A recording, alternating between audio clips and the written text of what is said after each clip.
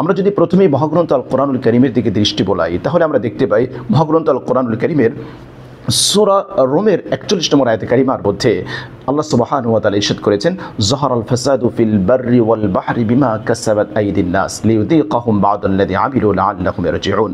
রব বলছেন জলে এবং স্থলে যে বিপর্যয়গুলো হয়, যে ভূমিকম্প হয়, যে জলোচ্ছ্বাস, ঘূর্ণিঝড়, এই ধরনের বিপর্যয় হয়, এগুলো সব মানুষের হাতের কামাই।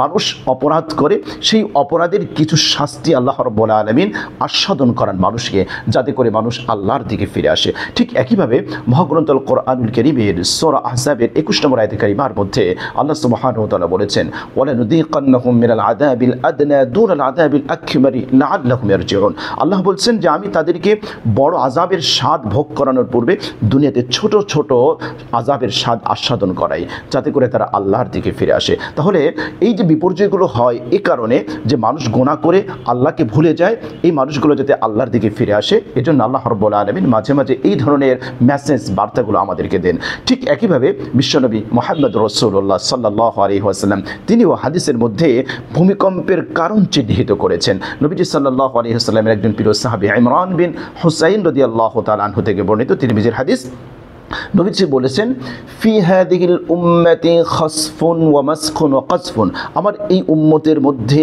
ভূমিধস হবে, ভূমিকম্প হবে, আকৃতি বিকৃতি হবে, পাথরের বৃষ্টি বর্ষণ করা হবে। ফাকালা রাজুলুম মিনাল মুসলিমিন ইয়া রাসূলুল্লাহ ওয়া মাতা যাকা, একজন ব্যক্তি, একজন সাহাবী, মুসলমানদের মধ্য থেকে একজন সাহাবী জিজ্ঞেস করলেন, হে আল্লাহর নবী, এটা কখন হবে? নবীজি সাল্লাল্লাহু আলাইহি ওয়াসাল্লাম বলেন ইদা যহারাতিল কায়নাত ওয়াল মাআসিফ ওয়া শুরিবাতিল খুমুর। নবীজি সাল্লাল্লাহু আলাইহি ওয়াসাল্লাম তিনটি কারণ চিহ্নিত করেছেন। এক নম্বর হচ্ছে যখন নর্তকীর ছড়াছড়ি হবে, অশ্লীলতা, ব্যভিচার এগুলোতে ভরে যাবে এবং বাদ্যযন্ত্র ব্যাপক আকারে বৃদ্ধি পাবে।